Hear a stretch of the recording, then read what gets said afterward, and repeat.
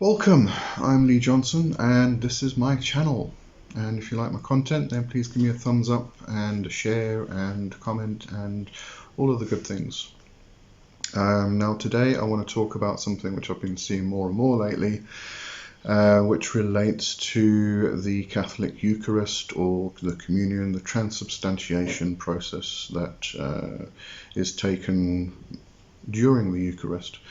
And the problem I'm seeing in relation to that and in relation to pagan practices itself.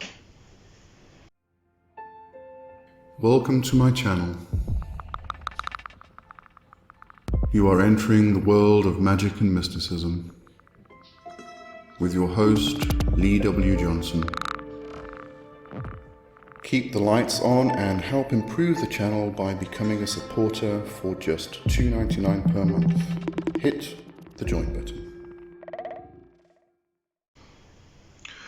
Okay, so the idea of transubstantiation is taking bread or cakes or wafers or whatever body or thing we're using to represent the body of Christ and wine to represent the blood of Christ,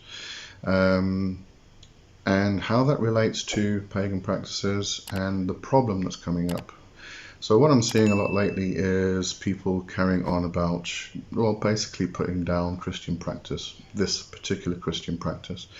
It's seen as being vampiric because the Christians are drinking the blood of Christ, or it's seen as being cannibalistic because they are eating the body of Christ.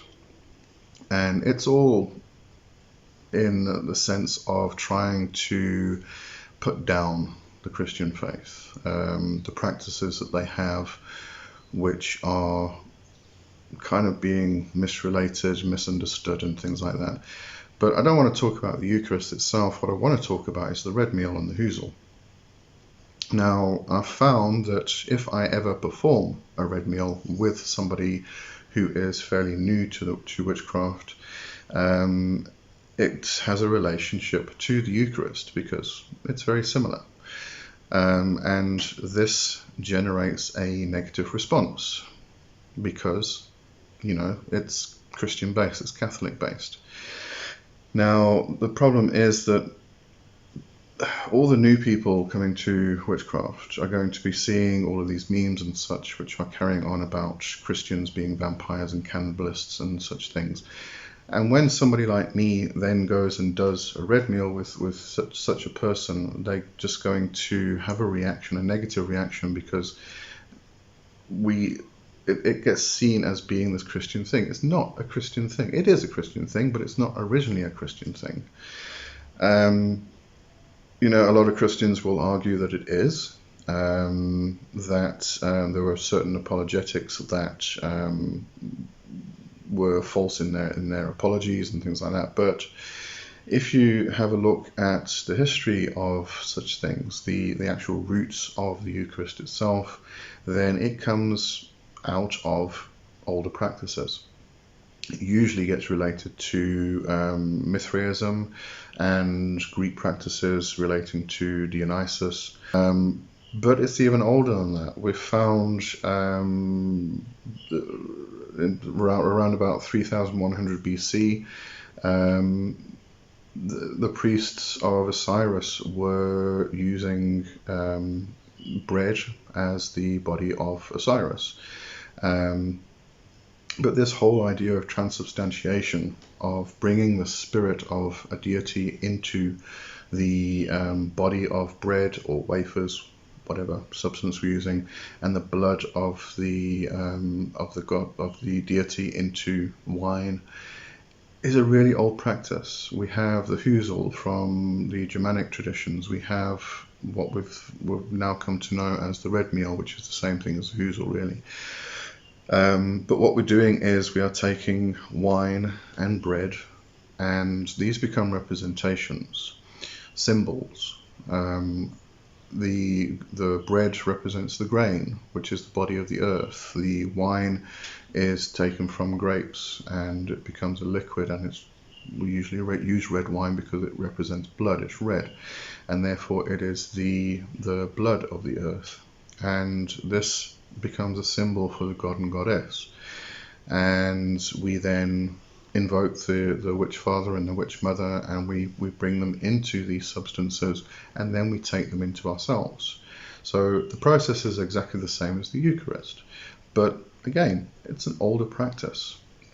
And the problem is that because people are seeing all this crap about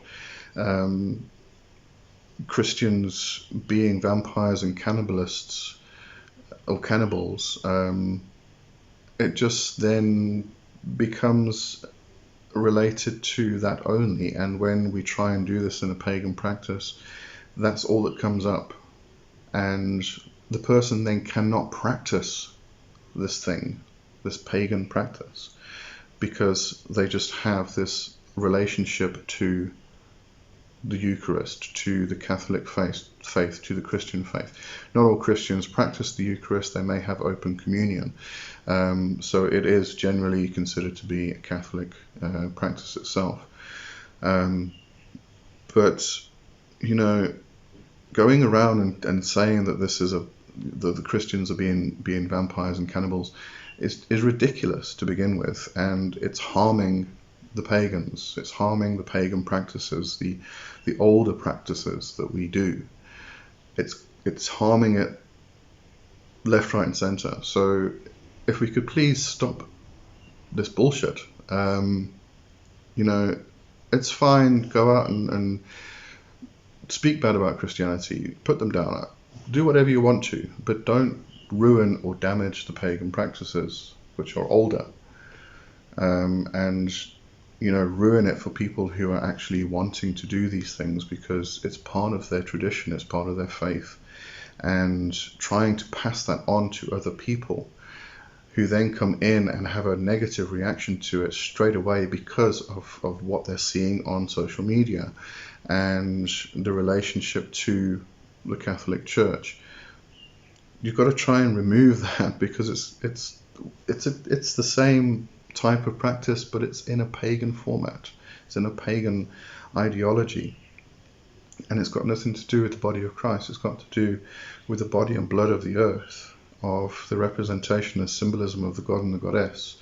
So, you know, it's a perfectly valid practice, but it's all this shit that's going around is damaging these pagan practices. Anyway, I'm carrying on. I'm going around in circles. So really, I just wanted to say that. As I said, I'm just seeing more and more memes and stuff about this, carrying on and putting the Christians down for their practices. But again, it damages the pagan practices themselves, and that's not cool.